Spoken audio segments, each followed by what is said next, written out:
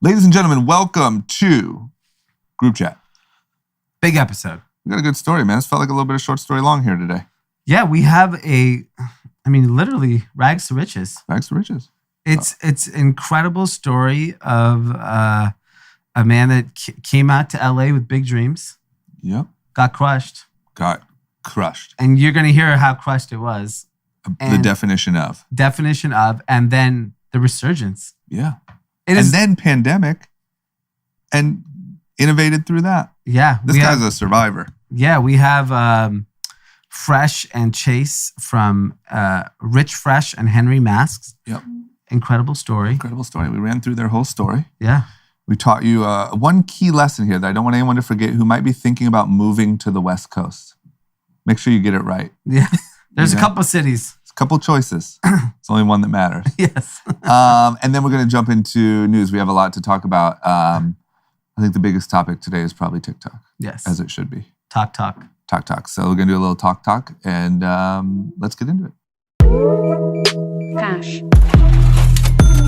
Ladies and gentlemen, Group Chat. Cash. It's $1 trillion. Hot. All right, here we go. We got an exciting interview ahead of us. We got a very exciting interview. I'm excited to hear the rundown of this story, and we got brought gifts. Yeah. Which you know the key to our heart over here. Absolutely. Free things. But the gift was a little concerning. Well, Delta. Yeah. So he brought us these like incredibly looks like luxury masks. Yeah. And gave us a lot. We are going to Vegas. And we need a so lot. Maybe they know something we don't. Yeah. That we should be. You guys know anything about Vegas in particular? We know everything about Vegas. I know when you go to Vegas, you should take your face mask. Okay. Well, there we go. They knew. So we have Fresh and Chase joining us. So you guys are the co-founders of Henry Masks, Right. which is what you guys brought us today, and Rich Fresh. That's the name of the brand that you guys have started as well, correct? So they're separate brands. So Rich Fresh is the fashion brand. I run that one. And then my brother and I founded Henry Mask a little over a year ago. And that's the one that's just been going crazy. So those are the gifts that we brought you. I didn't bring any Rich Fresh gifts today. Yeah, I see the tracksuit you're rocking. Yeah. I saw it on your Instagram. What's that run you back? Because that looks like it's completely custom because you can't just crank that out. Yeah, no, it's completely custom. I mean, this will run you like $4,000. Wow. 4,000. Wow. So your background is a tailor, right? Correct. How did you even get into that? I just I always liked fashion since I was a kid, and we grew up in not cool places. Like we grew up in North Carolina, then Little Rock, Arkansas. You know what I mean? So like we didn't grow up where there was a lot of fashion. So I took to it young because I saw it as a way to get the girls' attention. Yeah. Which is 100% accurate. and just after high school, I just, I'm a young kid. I'm trying to figure out what I want to do forever. And I was like, man, I like fashion. I do anything about fashion. I do this shit all the time. And I just figured that tailoring would be the easy entry into fashion from Memphis because it's not like a fashion place. But, tailoring, I can figure out some way to, hustle up some money, altering people's shit. And I just got good at it. And, I got really good at it. And then we moved out to the West Coast in pursuit of God knows what, just something different. Happiness. Something, yeah, exactly. So the move was Memphis to Los Angeles? Yeah. Nah, it was from Memphis to San Diego. Oh, Okay. yeah. Okay. And then from San Diego. We just heard California and we were like, Fuck it, let's go. California. How long was that? How many years ago was that? That was in 2010. Okay. Oh, wow. All right. Wow. So then, and we stayed in San Diego for 3 years. Yeah. Wow. Yeah. I hate San Diego. Fucking, yeah, me too. Shout out San Diego. Pat back there. Yeah. I mean, I've voiced my hate for San Diego for many years on this podcast. Yeah. I don't mind going, and Mexican food is fantastic, But But you're gonna get beat up by like a Navy guy. yeah, I'm afraid of those Yeah. Navy guys. Don't go to Pacific Beach, right? Yeah. Or Gaslamp District. I'm telling you, Dee's gonna have to go down there one time for like an event or like someone's wedding, and he's gonna get caught at a gas station. yeah, by a couple I'm gonna- Navy- He's getting Get Sons jumped. and Ford. yeah, Yeah, They're gonna be definitely. yeah, I'm we going- heard we you. got a going full buddy that got fatigues. jumped by some Multiple military times. people. Yeah. Like every month, he was getting jumped by military guys. Like, you should walk down a different street, man. You should move to LA. So what took you guys so long to move? Like when you got 3 to San years. Diego, I mean, yeah, were you you really like, committed wait, to San Diego. No, it was just And what tailoring is going on in San Diego? I just see people in none, beach shorts. dude. It was terrible. It was like we were trying to create a subculture, which we kind of did to an extent, but real small. Because we just dressed really, really nice, and we lured people in because they were like, "Oh my God, you guys are so cool." And it was like, "Oh yeah, by the way, this guy here is a tailor." But I think San Diego is a place where you can get caught because it's beautiful and the beach is right there and the food's great and hi, how are you? And it's really like comfortable. It is comfortable. It's But- good old homeless weather, right? You know what I'm saying? Yeah. Exactly. For real. Yeah. Exactly. You can be down there and struggle and it's not that bad. Yeah. Yeah. It really is. It's just, and it just finally took us like years of like, we didn't really, San Diego isn't really it, huh? No, I honestly, I think it was like something that was necessary, Yeah. right? Because you had to gain that level of confidence, perfect that craft a bit, Yeah. I was like, dude, we're right up the street from LA. Man, I'm gonna go up to LA, see if I can get a job and just go up to LA and see what happens. So yeah, I got a job at the Beverly Center. What store? Xenia. Okay. Yeah. It was a good store, but it's the Beverly Center. Yeah. Sleeping on this dude's futon, in K-Town, and it was just like it was LA. You know what I'm saying? Yeah, it was like your typical LA story. Like the fuck, just you rent. People were renting futons. I never heard no shit like that. Was that like $1,500 a month? like real deal money. How much was it? through couchsurfing.com or how'd you Nah. find it? There's a what? Huh? There's Yeah, a whole like community called couchsurfing where you can just live on someone's couch Yeah. all over the world. For real? Airbnb for couches. Yeah. I ain't never And that heard was shit. pre-Airbnb. Yeah, that was like early 2000s. Yeah, They should have had bigger vision. I think. Yeah. I mean, he'd go from the couch to the room. Yeah, I mean, come on. down the hall. And that's just Airbnb. Yeah. Literally. Just one more. That was like staying in San Diego. Straight up, exactly like staying in San Diego. And so how much was rent on the futon? 1,400. Oh my God. And what year was this? This is 2013. Oh man, you got ripped off. Yeah. What area? I was living Koreatown? 1900, 1200 Squeak, 2 blocks from the Beverly Center. Yeah. Yeah. Well, you were grandfathered into that rent. It may have been 1,100. It was something that was like, It was over $1,000. yeah, I was like, damn, really? Yeah. I mean, shit, I need something, and yeah. So here I am on the futon, selling the expensive suits and shit. And it wasn't a very favorable experience. Like I wasn't being treated properly, and I was working hard. I was bringing in sales. I was making the shit seem cool, and just like, all right, cool. I'm not being treated properly here, and I think I know why. I'm the black guy with the tattoos who's getting all the sales and shit, which is stupid to me. But it was like, all right, cool. I'm just going to step up and start my own shit. And I stepped up and started doing suits.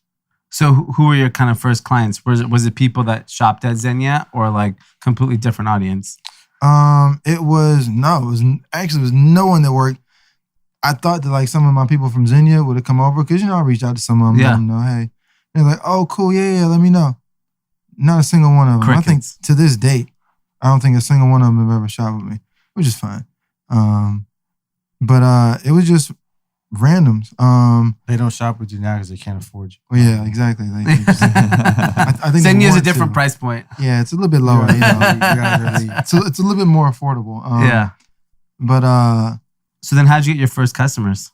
just random shit. Just I came up with this little concept. I started these little private events, real sexy and shit. I had pretty girls cocktailing and drinks and shit. Real nice luxury environments. just a friend who lived someplace, and I used his like their loft meeting area, but through a sexy event, and I hyped it up. I left these cards all over. They had like a woman's silhouette, and it was very mysterious. And my brother was doing internet marketing, so he showed me how to build like a landing page. So I just got people who like opted into it. They wanted to see what this is all about, what this event is about. And then they showed up to the event, you know, did almost 20,000 in a weekend. Wow. Like brand new. All suits or? Yeah, all like custom suits. And I was like, all right, cool. Fuck it, I'm in business now. And that was my last job. So I was 2014 when I quit that job. And who were those customers that were like, what kind of people were they? They were, you know, financial advisors. Yeah. And because I mean, they weren't expensive suits. At the time, I was selling cheap ass suits, $650, $850. Got it. Cheap shit. But I was just selling as much of it as possible. And so it was just whoever, you know, just cool guy. It was lots of financial advisors, tons of them, maybe an attorney here and there, but no one like prestigious, you know. Yeah. It's just random folk. And then what was like the big break? Because obviously now a lot of celebrities wear your product, but there's always like that one person who helps kind of break into that. Who was that? Shit, wasn't none of them. Shit. It's called perseverance. Yeah, I mean, I didn't, you know, I don't have one of those stories like, yeah, man, I met Kanye and Kanye changed my life. No, I didn't. You know, like, and no one really stepped up. No one was like, yo, this dude's dope as shit. You know, we need to be rocking with him. This dude's a tailor. Oh, dude, look at this shit. Like, he's dope. He's independent. Let's rock with him. I just didn't have that thing. And so I just had to thug it out. And then, fortunately, like, I'm not much of a tech person. So my brother was like, yo, you need to get on social media. He's like, you need to go on Instagram. It was like 2015. I was like, man, I don't know goddamn Instagram. He's like, dude, I'm telling you, you need to do that shit. It's just pictures, bro. It'd be dope. Your shit's so dope. I was like, bro, I ain't studying no fucking Instagram. I don't want to do it. But he set it up for me anyhow. And he kind of forced me into it. And then I maneuvered and I found like, oh, shit, if I do this and this is the result that gets. If I post this picture, this is the response. And this grows like this. And then if I do it so often, I get a phone call and someone wants something that I just, this is cool. So it was really just Instagram was my thing. Instagram was my Kanye. Yeah. I didn't have a person, but that was a platform. Because on Instagram, you can do whatever you want. I call myself a celebrity tailor before I had any celebrities. Yeah. Because I could just show like cool clothes and I was cool looking. I had tattoos and shit. So wouldn't you believe I was a celebrity tailor? Yeah. Okay. Well, then, you know. We're the number one podcast in the world. Yeah. You know what I'm saying? Yeah. Straight up. Yeah, we say it every episode. Absolutely. And eventually, and other people will say it as well. Yeah. So that was just it. Just like leveraging Instagram and calling myself exactly what I wanted people to perceive me as. That's actually a pretty important lesson that I don't think people understand. Because you don't have the confidence. Most people don't have the confidence to do that. Right. They just kind of go on and hope that there's like that moment that breaks you. But you kind of have to create that moment for yourself. And I think, most people always hope for it. I definitely hoped for that moment. And I had what seemed like, oh man, this is finally going to be that moment. And then boom, it falls apart. I was like, what the fuck? Like, yeah. You know, like I have a Kanye moment. Like I actually made a suit for Kanye for a video. The one that they was doing with Tekashi 6ix9ine and Nicki Minaj. Yeah. The one that got shot up and they didn't even do it. my one shot You one Kanye moment. And they shot the damn video out. And they canceled it. You know what I mean? So like my life is, and shit, his life too. It's the series of those things. Like, yes, we're all, fuck. Yeah. And eventually it's like, you know what? We just can't rely on other people to be this thing that does it for us. Why don't we just do it for ourselves? Yeah. And then it finally worked. And then where'd the mask thing start? Well, I guess before the mask, because I read the bio. Yeah. You hit some trials and tribulations. Right. If you don't mind, like talking about that. I think it was 2017 from what I understand. 2017, you know, I'm thugging it. You know, I've been off and on. I've been sleeping in offices and shit. I had a little sugar mama for a minute. It was wild. I had to hear about them sugar mom stories. I was like, what are you doing, bro? I'm surviving. Right. It's like, look, man, She's going to catch you. I got to get the money. Right. But, you know, things were looking like they were kind of cool. It was still my old brand. Still like cheap stuff, like $1,100 suits. But, you know, I was figuring some things out because I had, you know, hit so many rough patches. It was like, all right, cool. I think I figured it out. And, you know, I'm about to go move into an apartment. I got some money set aside. And a client hit me up. I think I can just say his first name. I want to say his last name. Shout out Vince. And so a client hit me up. That's what I'm gonna do. That was like your Kanye moment right there, man. That was my Kanye moment, in a sense. That was the person that changed my life. Was the guy that ripped me off. Okay. Like that, and it changed all of our lives. It changed my life. It changed my brother's life. It changed our whole family's trajectory. Because I still didn't get it. And what did he do? He's this rich dude. You know, he's a music manager. You know, I'd been to his house. We'd done business before. And he ordered a bunch of suits from me. And so I was like, all right, cool. Let me run these suits. And he was like, cool. I'll pay you as soon as you pull up with them. I'm like, okay, cool. You know, you're a rich dude. You know, you got all these $400,000 cars. No problem. So I fronted my money that I had saved to get my apartment to handle that for him. And in the meantime, you know, I was just staying like a little hotel here and there. Just little stuff, dwindling my money down. And so I looked up and I had fronted all my money to produce his stuff. But it's okay because it's $15,000 that he now owes me. So that's cool. I made a little come up. So I fronted my 8 in exchange for the 15. Gave him his clothes. He's like, yo, I love him. He's great. It's great. And everything was cool. And then he was like, I'm at my accountant. I was like, oh shit, whoa, accountant. I thought you were just gonna give me like a credit card. I got Square. You know, we can do this now. Why wait? He's like, oh no, you know, and he just fucked me off. He never came through. He never paid me a dime of it. And just strung me along. And like I looked up and I was like, oh shit, I'm out of money. And I had zero money. And I ain't have a support system. You know, I reached out to some friends like, yo, hit a little bad spot, man. Can I crash in your couch for a second? They was like, nah. Oh, wow. I was like, word? Like, we were just kicking it like a couple nights ago. Like, dude, you're the homie. Like, the fuck? Yeah, I don't really do the couch thing. But yeah, you know, be easy. And so I looked up and I was like, shit, I ain't had nothing. And, you know, I didn't want to trouble my family because I was always the one calling asking for money. I was like, shit, I don't want to do this because if I start this shit, my mom gonna find out that my money's up bad. And, you know, I had little problems and shit. You know, we was some wild boys, you know. We used to, but mind you, during this phase that you're talking about, I wasn't here because I wouldn't have been like, nah, you can't sleep on my couch. He didn't want to be like, I was living down the street in Beverly Hills. And I was wait a second, let's just be clear. I'm not one of them assholes. You know what else I love is you could have went to San Diego. You're like, no, I'll figure it out. San Diego's that bad. He was back in Memphis. I was back in Memphis. Yeah, I fell in love for a minute. You know? Okay. Got it. Yeah, and I was like, I'm definitely not going back to Memphis. So I was just like, man, fuck it. I'm just gonna figure it out. And then you know, I was still dealing with some shit, you know, even though you know, it's crazy. To not have no places to sleep and shit, and still like, man, I gotta get a drink. You know, still gonna put together some money to get a drink or to get some coke.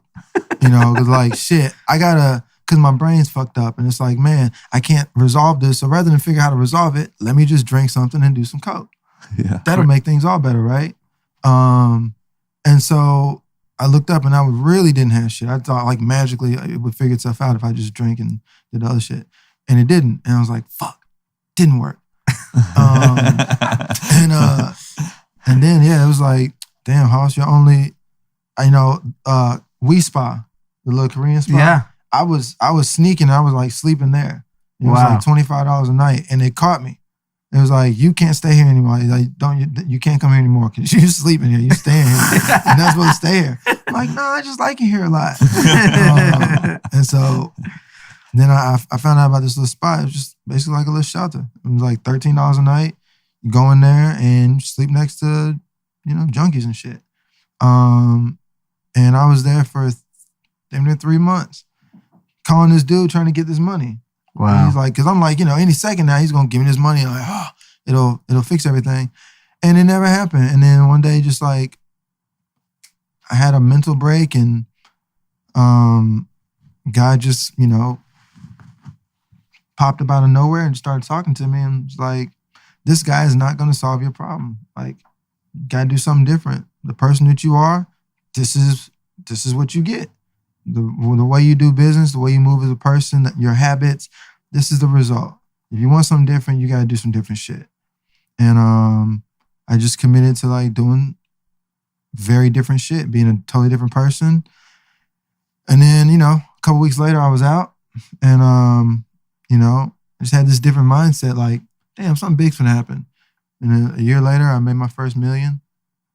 And then timing is perfect, because right when things are finally doing well for me, like, I got staff, I bought the factories making my clothes, so things are like, whoa, what the fuck? And it's all on me. Like, no investor, no magical person showed up like, I'm gonna make all your dreams come true. It was just this desire to just get it. Like, fuck this shit, I'm just gonna get it.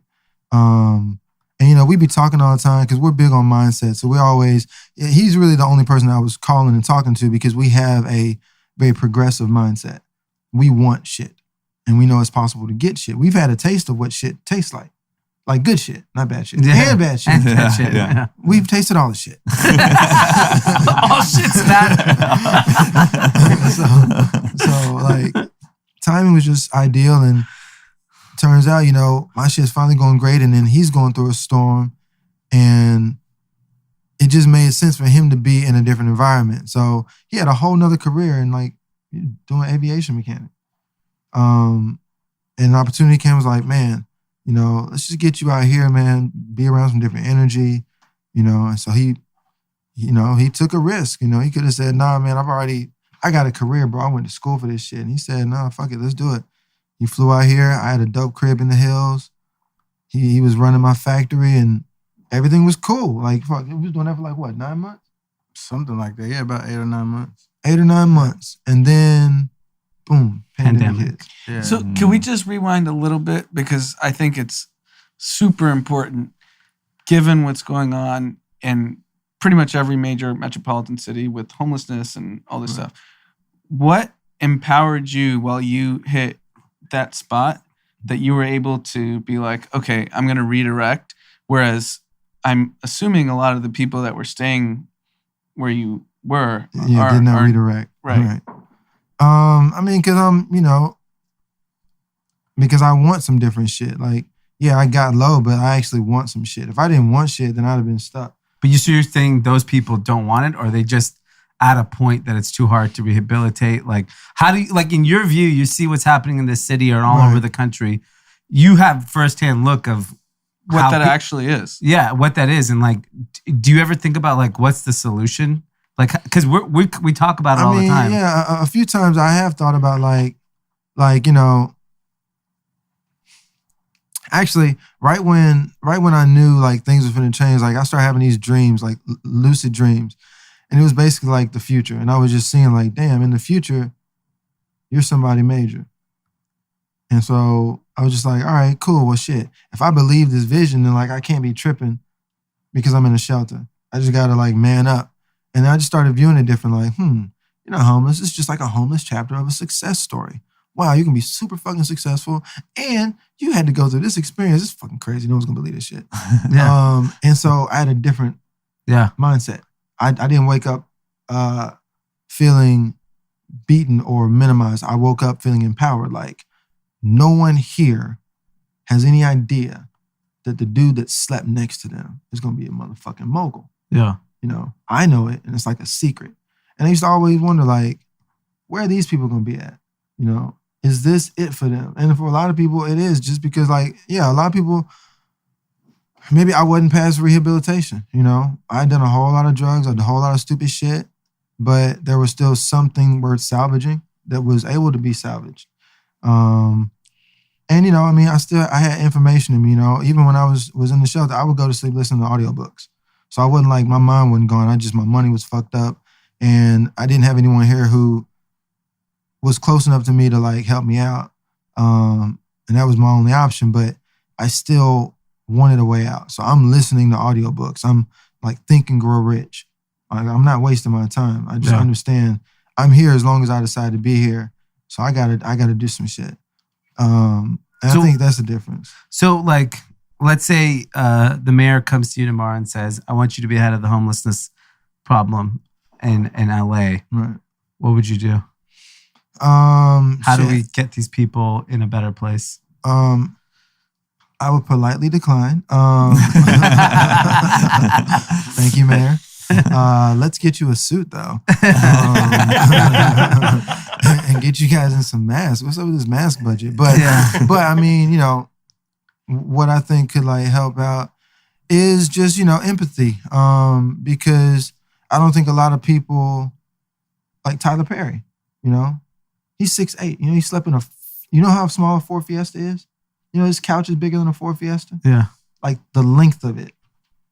He slept. 6'8"? He's sick. He's a huge human I being. had no idea. wow.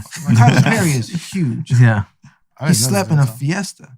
You know, like, but no one would look at this big, huge ass black dude sleeping in a Fiesta and think you're gonna be a billionaire in 10 years. yeah, You know, so I think it takes a certain level of empathy to be able to look at someone and not see their condition, see like their potential.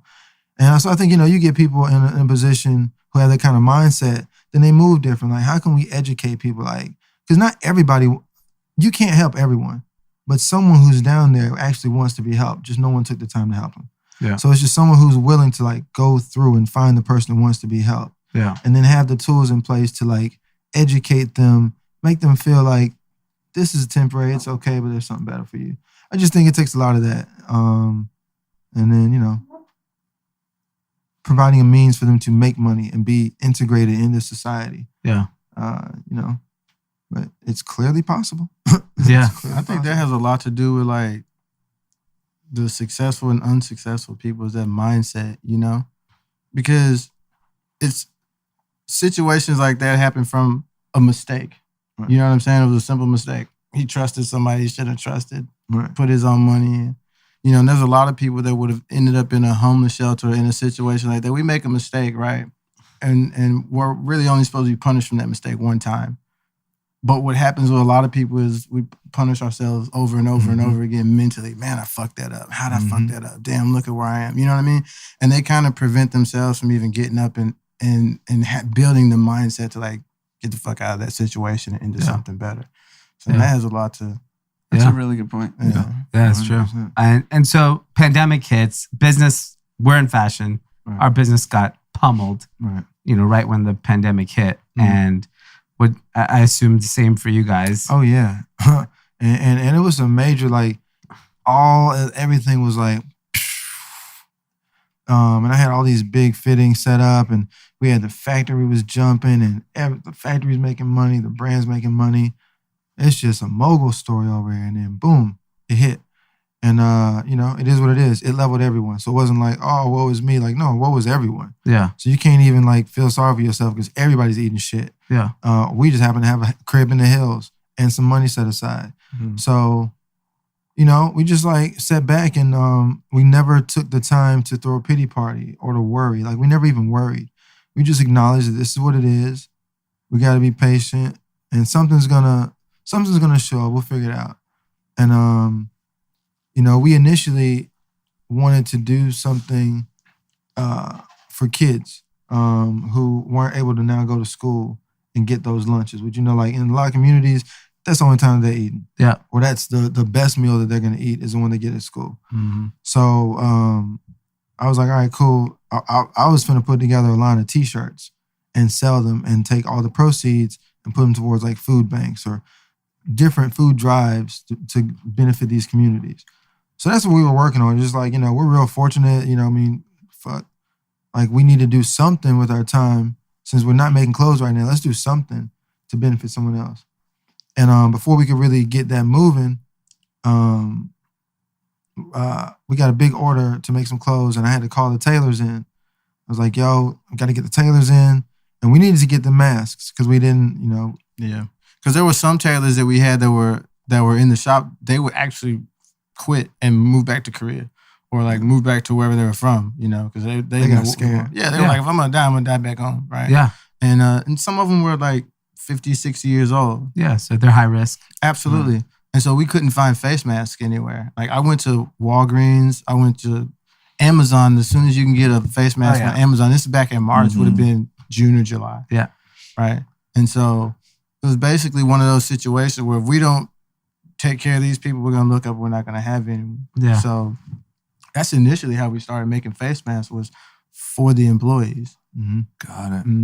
Yeah, we made some face masks for them, and then I don't know, somehow a picture of it you sent it to dude. We made one face mask. Yeah. We went down to the factory. We made one black surgical mask. Came back up to the house. And that was out of like a garment bag. It was out of a garment bag because it's polypropylene. Yeah. We came back up to the house, and our homeboy FaceTimed me and said, "Hey, what's up, man? What y'all doing, man?" And you had the face mask on or something? No. I had to sit down. I said, "Oh man, we just got back in from the factory." He's like, "Oh really? What y'all doing?" "Oh man, we was just down there making a mask." "A mask? Oh really? What's it look like?" I was like, "Oh, let me grab it." And I just grabbed it. It was a regular surgical mask, but it was all black. I put it on, and that motherfucker was beautiful. Like it really was beautiful. He was like, "What? You made that? Yeah. Can you make some more?" I was like, "Yeah, sure. Shit. How many you want? Can you make 500 of them?" Yeah. He's like, hell yeah, when you need them. Shit, can I have them in like 4 days? I was like, yeah, sure. He was like, shit. How are we gonna make 500 of these in 4 days? And it was literally With nobody. yeah, and no materials. Shit. Yeah. We weren't in the mask business. yeah. You know, we didn't know what the fuck we was doing. We needed to make 13 masks. That was it. Yeah. And now we have to make 500. So we were just driving around the city trying to find polypropylene because I was like, yo, it's got to be polypropylene because it's the best for filtering out the shit that needs to be filtered out. These other ones are just ineffective. And we couldn't find it. And so we're just driving downtown and I looked over to my brother. I'm like, you know what, man?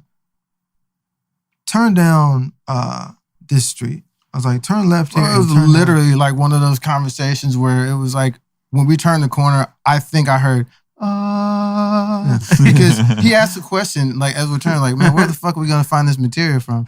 And we turn the corner, and it's literally like, and this guy's standing here. And With stacks he's of just it? fucking patting the top of it. Like, it's right here. It's right here. Asking you shall receive. And so he's like, yo, We'll take all of it. all of it. Yeah. Yeah, we called an Uber. Because he was like, well, how you guys going to fit this in a Maserati? You can't even fit like maybe one roll. You got to put it the long way, right? He's like, He no, called sir. an Uber and just like loaded them up. Yeah.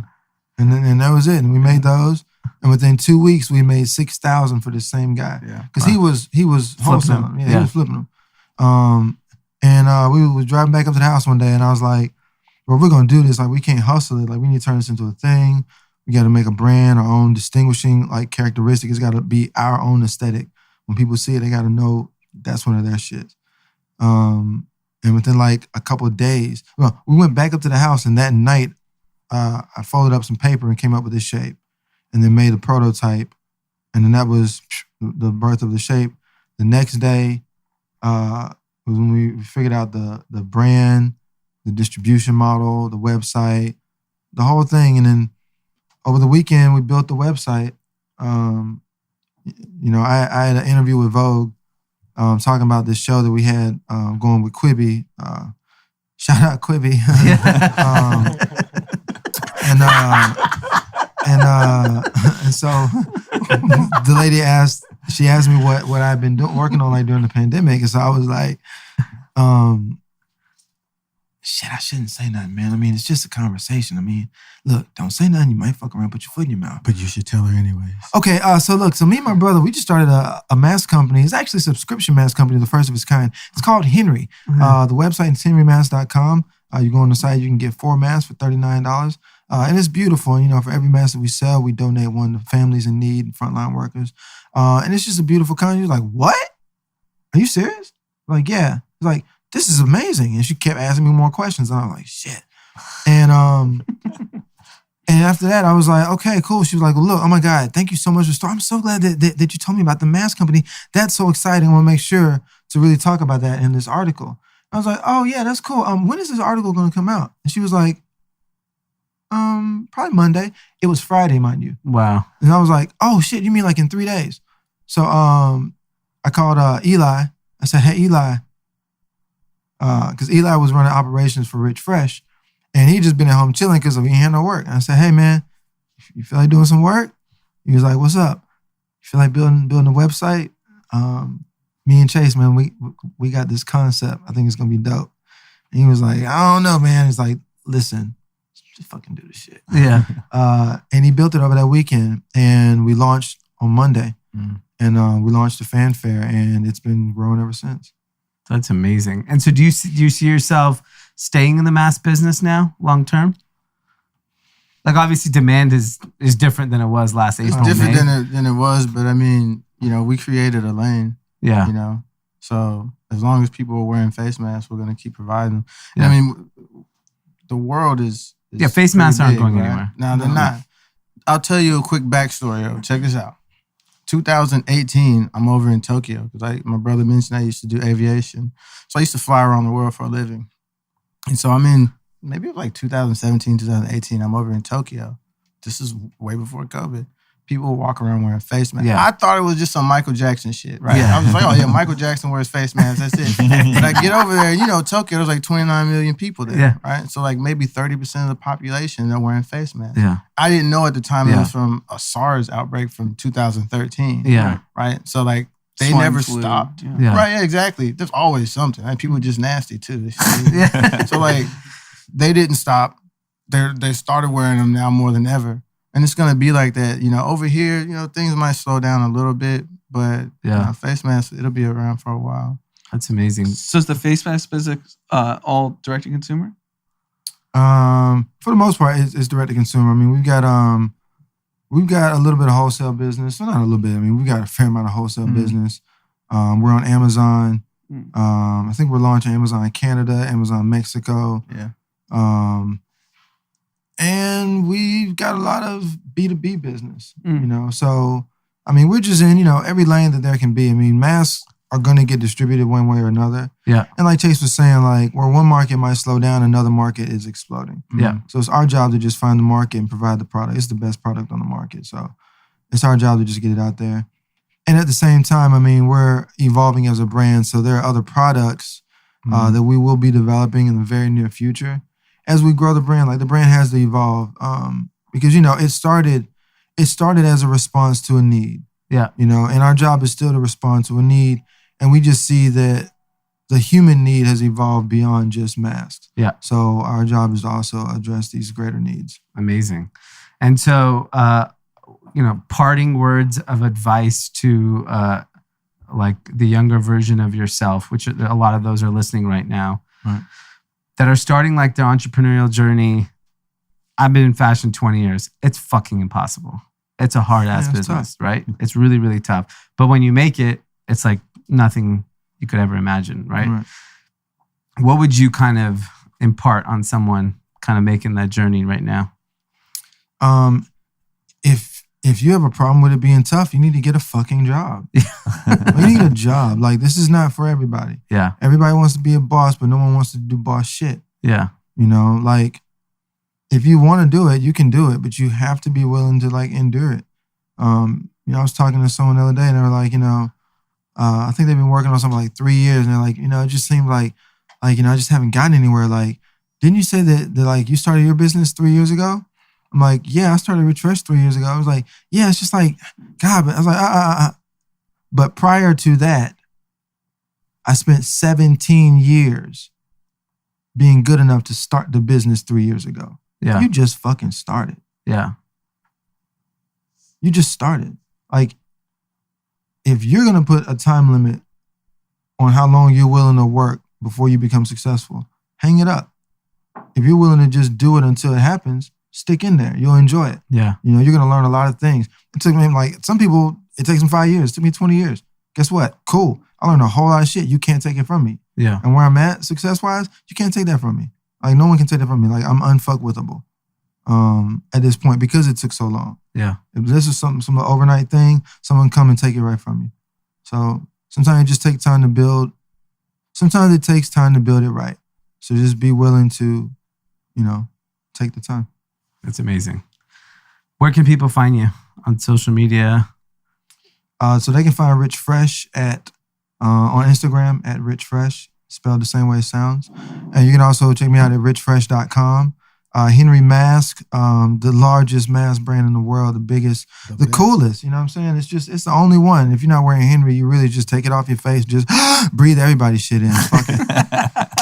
Doesn't even matter. But Henry, you can find us at Henry Masks.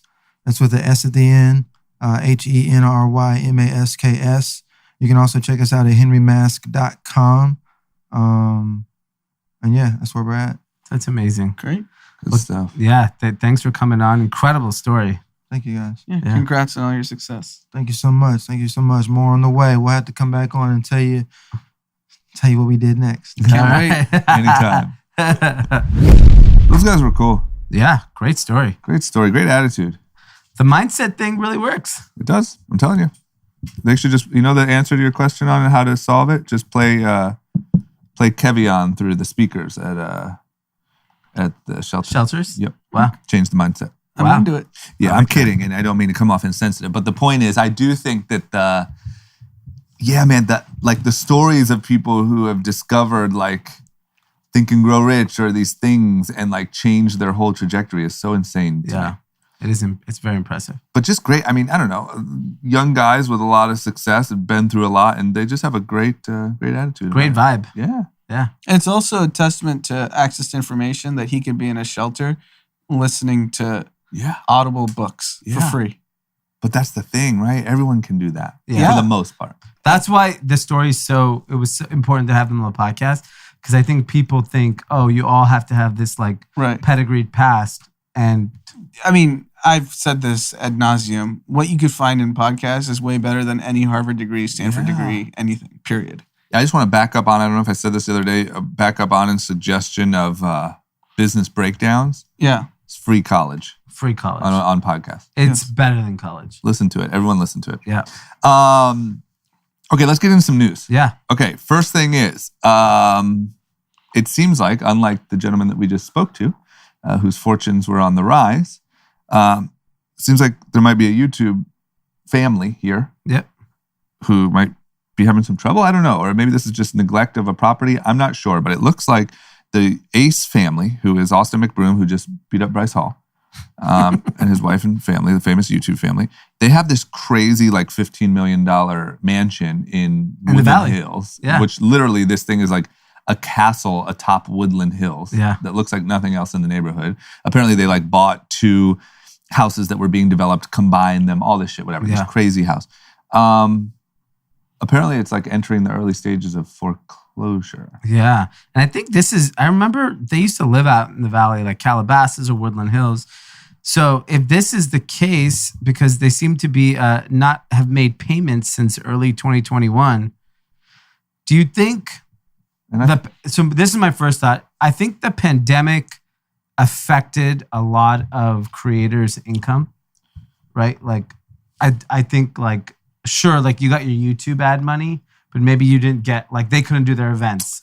I don't think this is a in general thing. I think this is a them thing. You think that they just overspent? If they are going broke, let's just say that's what this story is insinuating. If they are, which, as we know, maybe they have plenty of cash and they're just letting this property 50 Cent style. Yeah, where right. he claims he's bankrupt, but everyone knows he's rich. Right, bail on the house, bankrupt Social Gloves. He just bankrupted the company who did the fight where no one got paid. So maybe he's just 50 centing it. Yeah. But if he's not and they're going broke, I think it's their own mismanagement of their success and their relationships. I don't think it's a creator thing. No. Yeah, I also think when you're new to money, we see it with all the big TikTok stars wearing the fanciest jewelry, the fanciest clothes, and we're all trying to figure out where they make money to be able to afford this stuff. Yeah, I think social media stars are in a way like the new athletes. Yep. Meaning you heard all the famous stories about athletes making all this money going broke. Social media stars are doing the same thing. There's kids that come into money so quickly. Yeah. The difference with them is they're not even signing a contract that says you're going to make this much over the next 5 years. No. They think they're just going to make more and more and more and more. Yeah. And when it falls off to zero. Very quickly. Yeah. Yes. And really hard to get it back. And I just think that's what's happening. Like you see it over and over.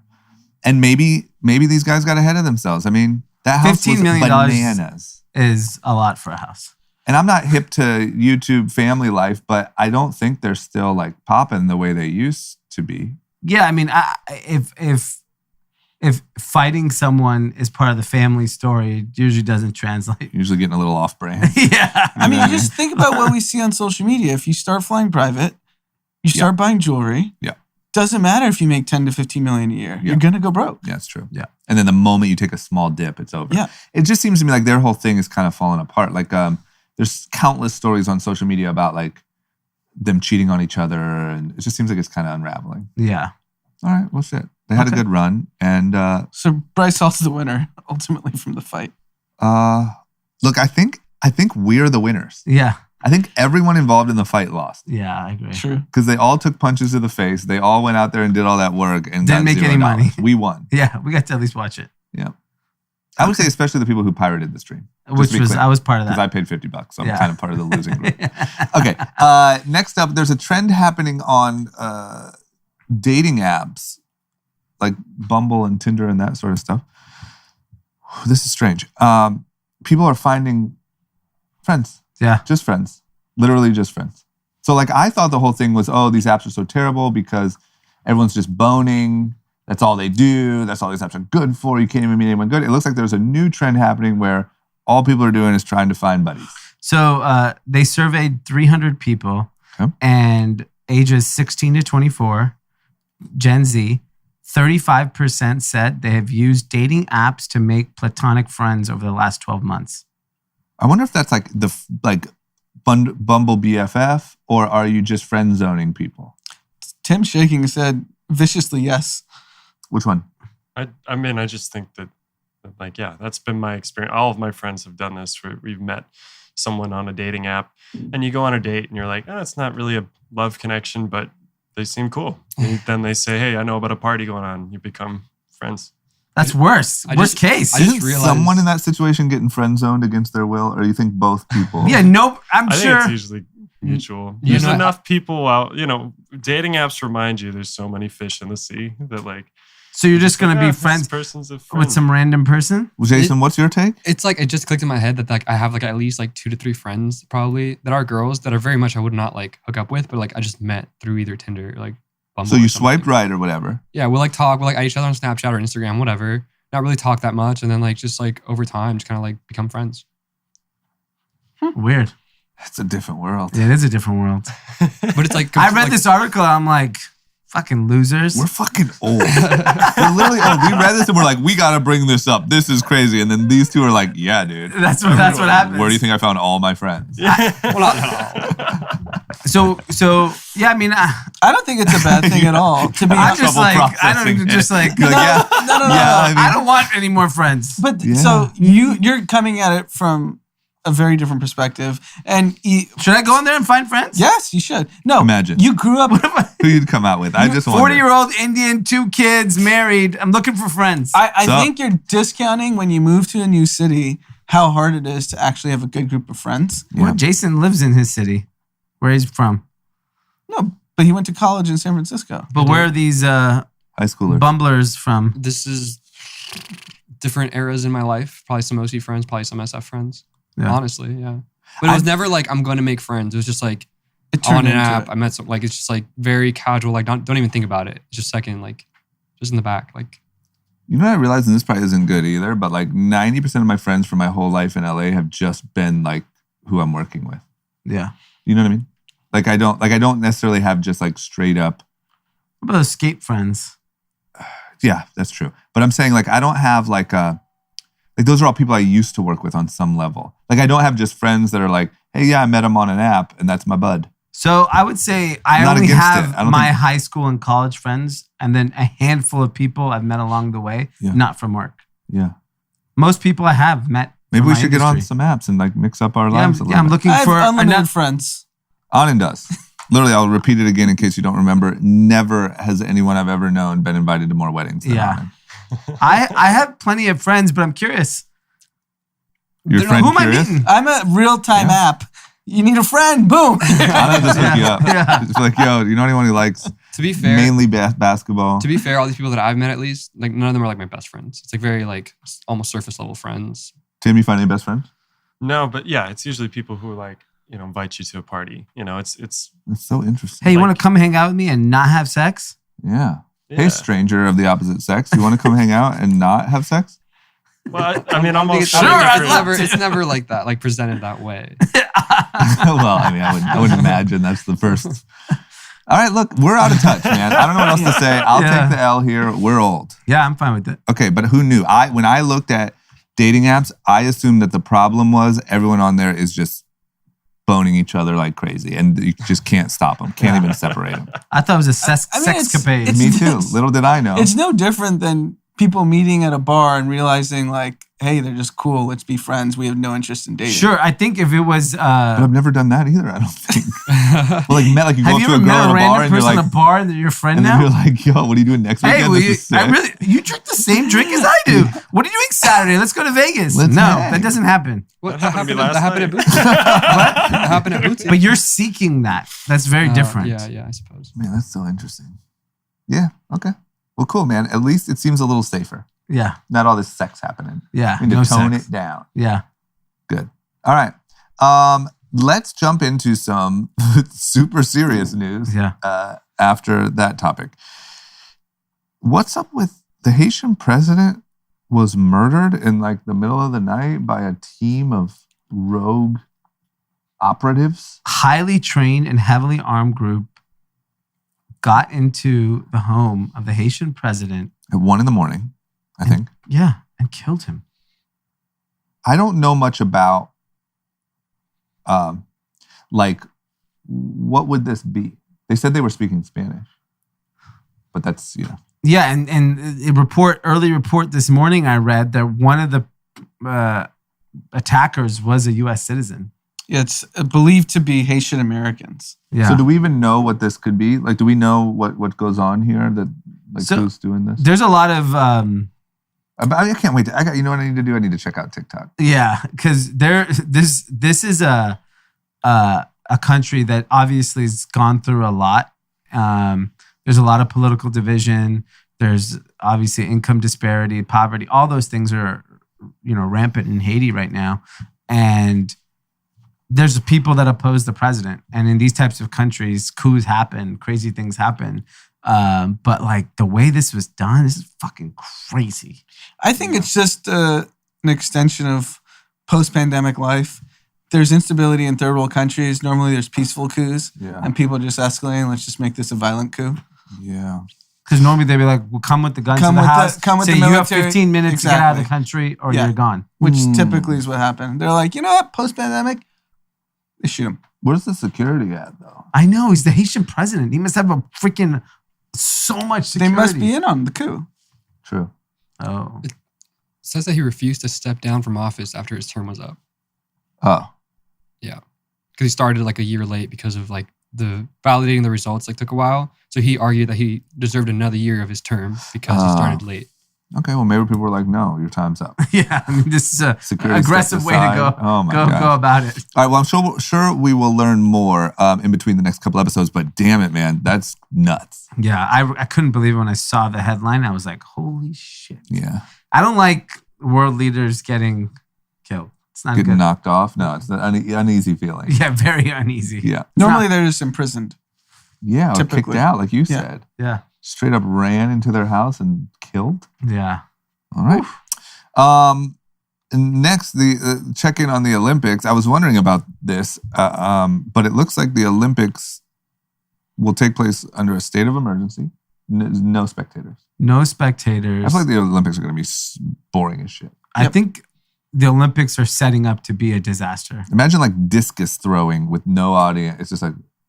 I mean, so much of the Olympics is the camaraderie of your fellow country people. You have all the people in the stands from different parts of the country, different parts of the world, and it's that excitement. We saw it at the Euro Cup. I don't know if people are watching that right now, but you see like the fans make that whole thing. It makes the whole makes the whole experience. And so I was going into the assumption that there was going to be no foreign spectators, which I understand. Now there's no Japanese spectators allowed either. I mean, it is hard. I'm not a professional athlete, but like to get pumped up with no crowd, especially for something you've been waiting for your whole life. Yeah. Imagine that. Imagine that's the thing. Imagine you've been waiting your whole life for this moment, and you walk out there and it feels like practice. Yeah. I mean, I think this was so obviously going to be a disaster of an Olympics. Yeah. Even in January when they started talking about it, when you just forecast out, let's look at the country. How many vaccines do they have? How many people are there? Where are we at? Yeah. Guess what? COVID's still going to be a big thing. We're bringing 100+ countries. I don't know what the number is. Yeah, I mean, that's just... You're asking for it. COVID, yeah. I don't care how many negative tests you have. They're not requiring everyone to get vaccinated. Yeah. It could be just a negative test. Not?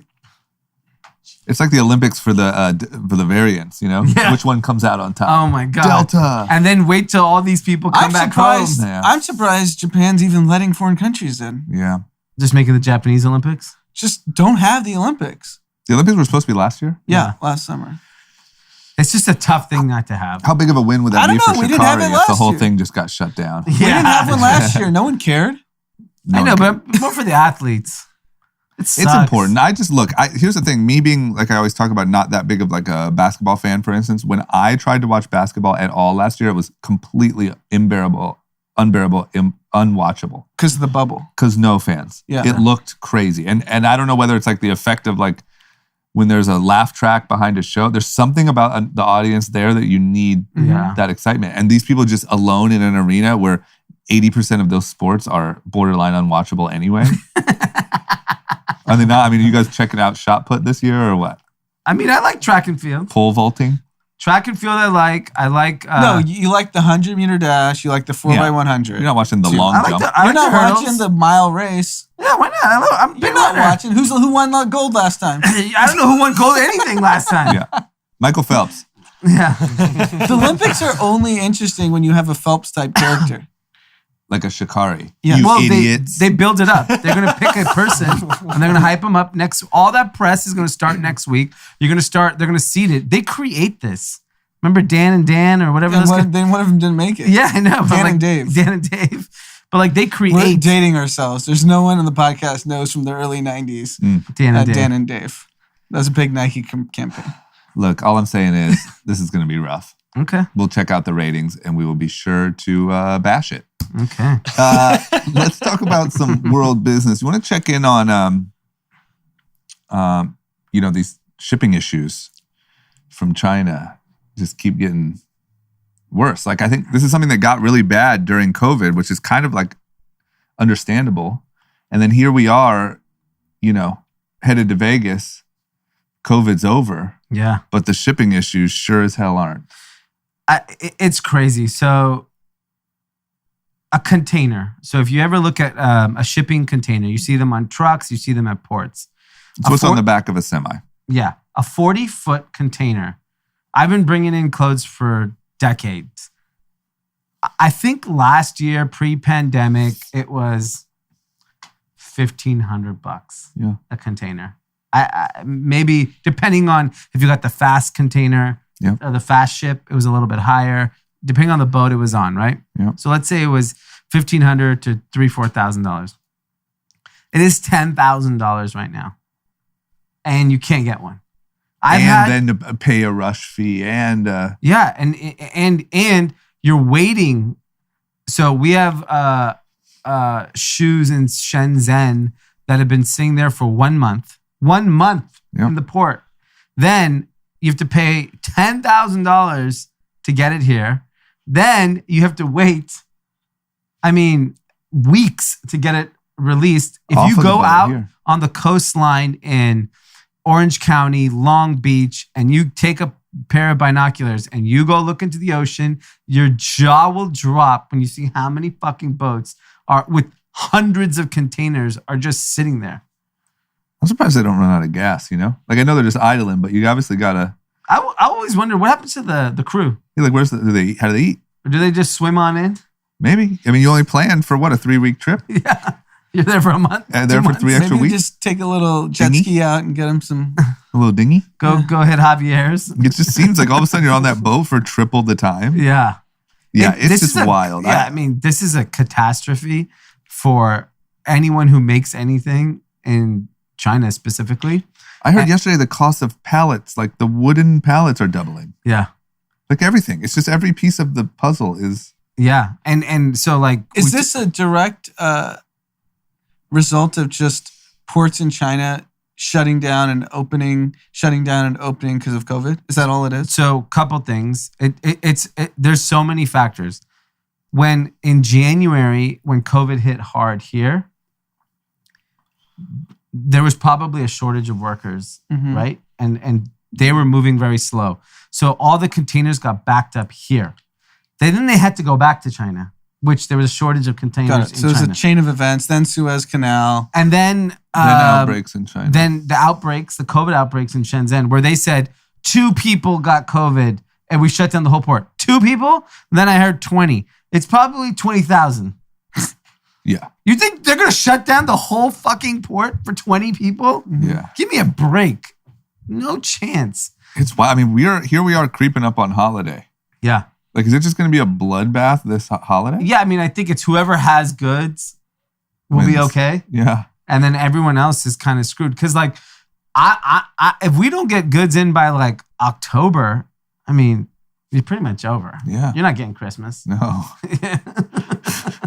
You should actually go Christmas shopping right now if there's something very specific you want. So are people airing goods? Yeah, you know how much the air prices are through the roof. Through the fucking roof. Like double. It's literally double right now to air goods. Maybe just go load up on everyone's favorite items right now and then build a little eBay store for Christmas. Like I might just, what's a hot thing for kids right now? PlayStation? Yeah, the Pokemon or something. Maybe I'll go buy PlayStation, Xbox. 500 PlayStations. You should. And sell them for double. You can't. They're out of stock still. Okay, well there you go. So they've literally been out of Somebody else stock did. this whole time, like Since for they a came year. out. Yeah, they just do drops every like week. You have to like be the first to get it. Okay. I mean, Wow. PlayStation can't figure it out. Sony can't figure it out. Yeah. Everyone they else can't. is screwed. How's Apple doing it? Merry Christmas. I feel like you can buy anything from Apple. There's stuff out of stock all the time there. Yeah, slave labor. It's a little different. They probably have their own shipping containers. You'd think so, right? I would think Apple. There's no They way have they the margin rely. to air too. But there's no way they rely on like a freight. They're not like calling out. We do. I'm not going to say the name of the broker. Hey, Yeah. do we have 5 Hey, million Rachel, iPhones? what's up with that shipment? Are we still on schedule? It's me, Tim. Okay, well, yeah, it's going to be an interesting Christmas. I think everyone was like, Yeah. oh, this year we're back to normal and back to school and everything. And And there's probably going to be 3 more disruptions between now and October. I know, man, Delta's creeping. Yeah, I mean, I feel like Henry Mass is going to be ramping up soon again. Yeah, I want to join It those also guys. makes, I mean, we have to figure out how to onshore a lot of this production. Yeah. Because look at how fragile the economy is. Yeah. The way it's currently built. It's a I mean, disaster. what happens if, I know they don't have every incentive not to do this anytime soon, but if China were to say, all right, that's it. No more goods to the U.S. Or no more pharmaceuticals. Yeah, I'm just They saying, held like, you masks. could literally, that's all of our stuff. Yeah. Yeah. It's everything. Everything. Yeah. Everything in this office is made in China. Yeah. Oh my gosh. That's probably why TikTok's still around here. That's I part of love the it. deal. Let's talk about TikTok. Yeah. Because every now and then, 2 of your favorite worlds combine, and it's a moment that doesn't come often, and it's something to really celebrate. Yep. For me, that is currently happening. Yes. TikTok Mhm. and books. Yes. Who would have thought? So the publishing industry is seeing, which I think this is true for just about any industry, Yeah. that TikTok is just a monster when it comes to selling books. Who would have thought? And there's these books that are like going viral on TikTok and hitting bestsellers lists and exploding. Yeah, I mean, there's a book called They Both Die at the End that went viral on TikTok. And it has 37 million views on, if you go hashtag They Both Die at the End. And obviously, when you have that many views, it's going to convert to sales. Yeah. And there's so many books. So it's called Book Talk. That's the Book talk, yeah. Book Talk is the genre. Yeah. And I think anything is like anything talk. I think that's how it works. Things like Yeah. gym talk. yeah. You know what I mean? Yeah. Run talk, That's how it works. right? Yeah. Okay. And so this book is now in the New York Times for a few weeks, was on the New York Times bestseller list. It's the power of the talk, man. I'm telling you, there's nothing like TikTok. Talk power. I'm telling you, man. There's nothing like TikTok. If you're anyone that follows us that has a business or a thing or whatever it is, you got to get to talking. So do you think the peak of TikTok influence, let's say that's right now? Yeah. Okay. Peak meaning since it started. Yes. But it keeps peaking. Okay, let's just say right now is the most influential it's ever been. Okay. Do you think it is more influential than Instagram was at its peak? That's so hard. Yeah, right now I do. I think right now it is. Like, were books popping off because of Instagram? Well, the reason why I say this is the reason why I say that, because Instagram, don't get me wrong, was crazy influential, but you had to build an audience, a following. Yeah. Where TikTok, they can find you that following tomorrow. Yeah. So you can have no followers. You can make a really good TikTok about a book, and tomorrow it could have 10 million views and you could sell a shit ton of books. Yeah. So that's the only reason why I think. And you'll also gain followers and you also will be able to build an audience if you keep doing that. Yeah. But like on Instagram, there was no like tomorrow, there was no quick success there. No, yeah. You couldn't, unless it was like a joke or something horrific. Yeah. Your content did not go viral. Yeah, because if you even look at like, even in that regard, like you look at like Daquan or like these big meme accounts, those were built over years. Yeah. To finally have all that power. And it was like, oh my God, these people have power and can sell products and all that stuff. But that took years. Yeah. TikTok, it can happen tomorrow. And we became famous. Look at us. Yeah. I mean, look at us. We've been podcasting for 3 years. What's One crazy video, is now we can barely walk down the street. The amount of people, exactly. The amount of people, I literally, not even joking, I obviously walk everywhere. Yeah. No joke, every time I leave the house, someone pulls up on me. Yeah. You used to start walk talk. Walk talk. Yeah. Every time someone pulls up, make it a talk. Yeah. Just TikTok, what do I you're talk walking. about? Just whatever happens on your walk. Okay. Sometimes it might be a murder. Sometimes it might be a fan. Sometimes it might be a snack. Yeah. But it also shows the one thing I like about what's happening on TikTok, which is forcing everyone in the industry. They are moving very fast. Yeah. Right? Like they obviously iterated their product. They made such an incredible editing tool for creators to just create content really quickly. They're launching, TikTok launches shoutouts, which is basically Cameo. And they're also launching TikTok resumes, which I got served the ad like 50 times over the last 48 hours. Now what's that? That's okay. I'm looking for a job. Here's my resume. That's LinkedIn. Yeah. And are you... You're making... So I watched a handful of them. You make a talk? Yeah, you make a talk and you say, hey, I'm a really friendly person. My skills are, blah, blah, blah, blah. And what TikTok went and did is went Chipotle and all these big companies that hire young people. Yeah. And they're trying to say, look at our pool of young, talented people. Give them jobs. I'm kind of into it. I've been saying this for years. Chinese tech is so far ahead of US tech. But it's not even close. But here's the thing. It's not just the tech. It's the thinking. You know what the biggest challenge with Silicon Valley thinking is in tech? Is that they are so slow to iterate. I actually completely disagree. I think the difference with ByteDance and TikTok versus Facebook and Instagram is Facebook is a publicly traded company that has to report quarterly earnings and worry about their share price. But you could still iterate your... They don't want to throttle. We talked about this. Like, the only way Instagram can actually make significant changes is to sacrifice near-term revenue, which they won't do. I know, but for example, if you want to do shopping, then fucking do it. Why are we still... we built a company 10 years ago that was like Instagram for shopping. It's not... probably because they would sacrifice immediate earnings, right? You're going to like disrupt their whole... I'd say like Facebook's cloned a lot of things and not worked. Yeah. But that's the problem is they clone shit. Like to me, TikTok has way bigger vision. Making a TikTok saying you should hire me, number one, seems kind of interesting to me who would be hiring someone because you can hear them talk and see what they're like. It's the future, right? If Jason wanted a job here and he sent a resume versus a 60-second video, I'd rather get to know him better with the 60-second video. I mean, this is fucked up because you're not technically supposed to say this, but I have went through resumes before and been like, man, I just wish I could see a video of this person before I interviewed them. Yeah. Like, I wish I could just see how they talk and how they carry themselves and whatever. Exactly. And you're not allowed to do that, right? Yeah. But the point is, then sometimes, I mean, I've also got into interviews and 2 seconds in been like, this isn't the person for you. No. And you could have saved all that time by swiping through some job talks Yeah. and fucking been like, there's the one. But the point is, that's a really big leap.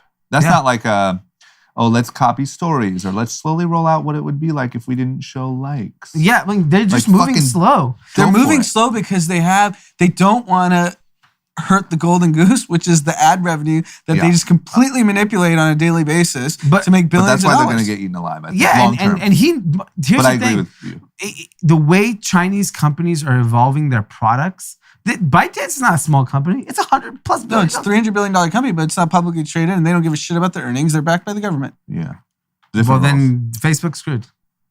I don't disagree. I think as long long-term- as TikTok is in the U.S. allowed to operate, they're going to continue to eat their lunch. Mark's hands are tied. He has so many enemies. He's got the U.S. government. He's got shareholders and his board who all they care about is stock price. Yeah. And he's got a company backed by the Chinese government. Yeah, He's but fucking foil boarding with an American flag. You know what I mean? that was hot. Yeah.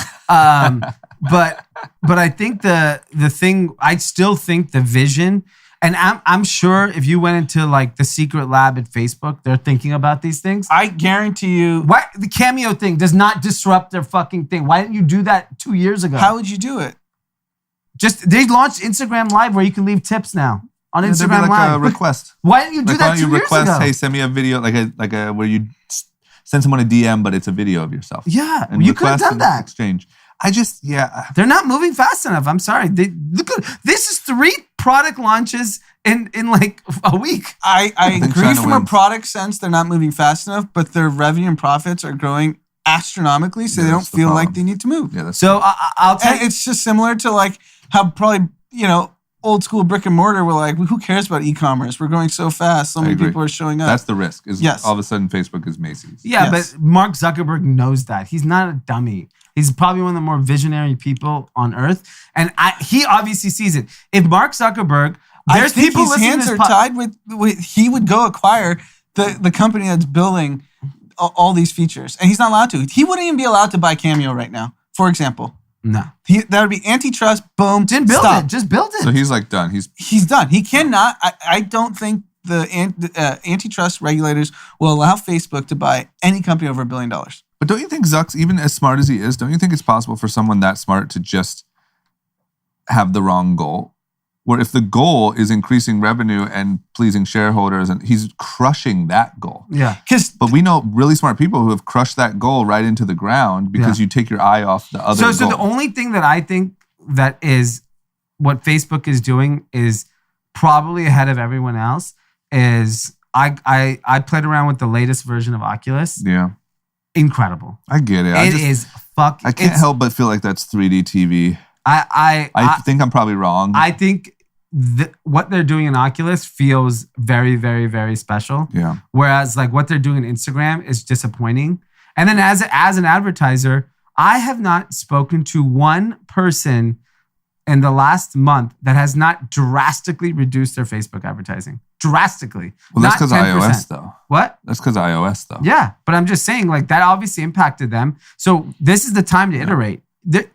If Facebook ad revenue is still growing at the same rate it was, let's say, a year ago, and all of us have shut off our ads, and they've just figured out a way to extract more money out of P&G and Amazon and whoever, because all of us added up is probably not even one of their top 10. I think Zuck's just looking at it like how much money is spent annually in TV revenue. And I'm just going radio. to keep eating. Well, and I would argue that, I mean, my impression would be that he actually is probably really panicking about this issue, but where he's looking is just how do I get more data from people? Yeah. Not how do I make my apps more enjoyable? Yeah. Like this change has probably caused him to look more in the wrong direction, I would think. Because your first thought has to be like, okay, I lost my visibility of these people. How do I target them better? Well, they have to think that we have to focus on making a better product. Like they have to be thinking that, because that's all TikTok is just a better product. Yeah, I just think they're slow. I mean, if you really take a look at, I don't know how else to justify this. If you take a look at their attempt at taking out TikTok, which is their best attempt, was Reels. Right. Reels sucked ass. It still sucks ass. Does Reels suck ass because it does not recommend the right content to you? Yeah, it's just not it. Yeah. It's just literally like if you built the framework of TikTok and you missed the whole point. Yeah. Which is that what makes TikTok so good is the algorithm, not the framework, not what the video looks like. Not the size of the video. Yeah. Yeah. It's like you missed it. Yeah. And to me, they obviously game planned for a long time with some of the smartest people in the world and said, we got to take out TikTok. And they came up with Reels. Yeah. That's like, okay, you don't actually really know. Yeah. But I don't know. We'll see. Maybe the whole thing is fucking Oculus. And we're like, damn, we thought we were right. And everyone's just walking. Everyone's just walking around. Like, damn it. Anyway. All right, we're going to move on to winners, losers, content. Drama had to step out. I think he had to work on that athletic golf game. Yeah. I mean, there's a reason why his Insta posts are still shots. Still shots. We don't see the swing. We don't see the swing. So he will not be my winner of the week. My winner of the week is H-Wood Group, our close friends. Who are opening in Las Vegas at the Wynn Hotel this weekend. Delilah, my favorite place in LA that I frequent multiple times a week. I think it's the best, coolest restaurant in the world. And they're opening their Vegas version that has been a long time in the making. Pandemic kind of delayed it. And, these guys are in hospitality. I've had a courtside seat to their entire journey because I went to college with them, saw them start the business, lived with Brian for, 15 years. Mm-hmm. And so I'm extremely proud of them, excited for them, and really just excited to see like what an impact it's going to make in Vegas, because we are heading there Friday and spending the weekend. And it is the most who's who list in Vegas since probably like a big Mayweather fight night. Yeah, I think it's going to transform Vegas like pretty dramatically. I think post-pandemic, the only way to get people back to Vegas is something new and fresh and cool. Yeah. Other than like the typical beach clubs and nightclubs that we know kind of crowd that attracts. Yeah. This is the venue that I think is going to bring people that probably would never be like, hey, I'm going to Vegas for the weekend. I mean, for Vegas to be one of the trips we're taking post-pandemic really early on is completely unimaginable. For us, For us, unless it was for Delilah. Yeah. So it's going to be exciting. I don't think you're allowed to post pictures inside, so I'll try to sneak some pics. But I'm excited to see it. I mean, the pictures are all over the internet of the venue. It's beautiful.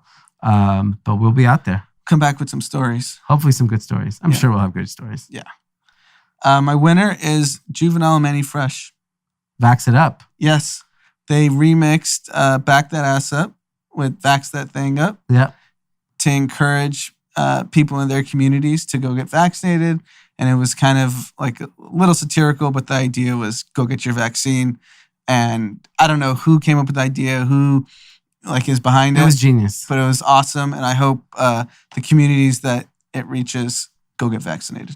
Yeah. No, I mean, I just, when I saw the video, I thought it was a joke. Yeah. And then that someone just kind of like dubbed over their voices. And I was like, oh no, they're throwing vaccine cards. Yeah. Yeah. Everyone should go check it out. It's incredible. My loser is my favorite bank, Wells Fargo. Okay. Wells Fargo announced today they're closing all personal lines of credit. So usually in the $3,000 to $100,000 revolving credit lines, people use this for anything from consolidate higher interest credit cards, pay for home renovations, avoid overdraft fees. But in 60 days, they're shuttering it for all customers. No real reason why. They even started last year during the pandemic, they suspended home equity loans. This is just ripe for DeFi. So people need personal lines of credit. Right. And banks aren't going to be the people to give it to you anymore. Easy first step for DeFi to break into mainstream is start lending. Like, this is a joke. All these banks Do they give a reason why? They just don't make enough risk. money? Yeah, it's probably risk. I'm sure people are defaulting like crazy right now. Yeah. And it's probably a risk thing. And Wells Fargo is a very conservative bank. They don't, they're not on some cutting edge shit. Yeah. So I think it's just the move they're making. But I'm sure this is going to affect a lot of people. Yeah, I would think so. I'm not a particular fan of Wells Fargo, personally. Yeah. They haven't been great to us over the years. No, they have not. Yet we still would bank with them. Yeah. So luckily, we don't have any personal lines of credit. Right. Who's your loser? My loser's, unfortunately, a little baby. Wow. So Little Baby and James Harden were spotted at all like the hot fashion shows in Paris. I saw it on Upscale Hype, saw it on Instagram. Yeah. And they were like the cool guys walking everywhere to all the hot shows. Mm-hmm. Then leaks on Twitter, he's getting arrested. Yes. Unclear for what? Weed. Is it weed? Yeah, it looks like it's weed. Looks like it's weed. And, when you travel internationally, you got to be careful. Yeah. Because despite weed being completely like innocuous in the U.S., unless you're a world-class sprinter, yep. You're fine in the U.S., but internationally, you got to be careful because the rules are different and you don't have much leeway. Yeah, and actually that was my content. There's a lot of incredible content coming out of Paris for Fashion Week. So at the Balenciaga show, Kanye sat front row, full ski mask, it looked like, looked like a girl he might be with. Definitely like some beautiful woman. I saw he had a ski mask. Yeah. But the woman did not or did? I think she had a mask, just a regular mask. And then James Harden and Little Baby. But James Harden and Little Baby look like they're Thelma and Louise, just out having a great time in Paris. That is who James Harden was at the strip club when he went AWOL for the Rockets. Yeah. They've really formed a great BFFs. friend. Yeah. I mean, I would watch a James Harden Little Baby like docuseries following around their life. Yeah, why not? But there's a lot of good content coming out of Paris. Everyone, Paris Fashion Week, it went on in a smaller way this year, but it's always such a good time. But all these big stars went out. It's crazy. My content is the Euro finals this Sunday. We got England versus Italy. And did the English guy push that dude? I saw some video. No, the Denmark. Wait, what do you mean? So Denmark got called for a questionable penalty, which ended up becoming a penalty kick in overtime, which won the game. Got it. Okay. And it was like, do you call that? And it could have gone either way. And so people were pretty pissed. Got it. And then the first goal that England scored was an own goal, like Denmark scored on themselves. Okay, got it. With a kick. Oh, wow. Like trying to defend. Yeah. But what's fascinating to me is someone who never played soccer, doesn't even particularly follow the sport. Euro Cup and World Cup gets me glued. That's what happens in the Olympics too. Yeah. Everyone talks about, who's going to watch shot put? Till you're watching shot put at like 9 o'clock at night. You're like, oh my God, this is amazing. But it's like the gravity of the games is so obvious because of the stands. Yeah. Like if you watched any of the England-Denmark game, it was life or death. Yeah. For the fans. Yeah. And once you see that, you're just like, I got to keep watching. Yeah. And so who are in the England and Italy? Yeah. Got it. And who's favorite to win? I believe Italy is. Okay. I believe a famous quote from old Sir Bobby Charleston, maybe from England, is football is not life. Football, meaning soccer, is not life and death. It's much more serious than that. Yeah, no, I mean, so I got to go to Camp Nou, which is where Barcelona plays, and it was a interleague game, not like some crazy game, but it had Neymar and Messi were playing, and the seats we're in, the fans, it's like they only could get angry, not happy. Yeah, they took it so seriously. You're not allowed to stand. Wow. Everyone's seated like you're going to work. So what happened when a goal hits? You're allowed to stand then, but during play, everyone sits. Wow. And there was like a few drunk people that they got thrown out that were like standing up and brouhaha. And concessions completely empty when the ball's in play. So if you had to use the restroom, there's 0 people in line, sold out stadium. Wow. I like that. I don't like standing. Yeah. That's great. All right. Do we have any shout outs? No shout outs. No, I have a couple shout outs. Okay. I texted you guys. From me. Then I was going to transition and say, but Okay. Anand. First shout out, Todd DM'd me and said his son Topher just had successful open heart surgery and he turns 1 on Friday and want to wish him happy birthday. Oh, yeah, that's right. I saw that. That's amazing. Congratulations on incredible surgery. I'm sure the little man is a tough dude. Yeah, he sent me a picture. Yeah. Modern medicine's incredible. So happy birthday, Topher. And then we have the other shout out from Ian Francis. He's saying it's his wife's 29th birthday and her first one as a mom. So shout out to Caroline. Happy birthday. Congratulations on being a mother. Yeah, it's the best feeling in the world. We got all the parents into today's shout outs. Yeah, That's great stuff. Awesome. Our following is aging with us. Yeah. They're having kids and getting married. Those kids are coming here and working for you. Awesome. And if you haven't signed up, grandrunningclub.com, 5K, 10K, half marathon. We are 2 weeks away. You could do a 5K. Anyone can do a 5K. I'm doing a 5K. You could do a 5K. So sign up. Great little goodie bag that comes along with it. Discounts to all the brands. I mean, you should just get it for the discounts. It's worth hundreds of dollars in itself. So grandrunningclub.com. Hit the race section and sign right up. And I'll post the code, a discount code for 25% off on my Instagram. So go check that out. Cool. So we will see you hopefully Sunday at the right time. Depends how crazy Vegas is. If not, Sunday night, Monday morning. We'll see. We'll see how the weekend we'll goes. be a little flexible this weekend. Yeah. I'm going to pretend like I'm a little baby this weekend. Yeah. Just don't get arrested. Yeah. They arrest people in Vegas too. Oh, yeah. They definitely do that. All right, guys. See you on Sunday. Peace.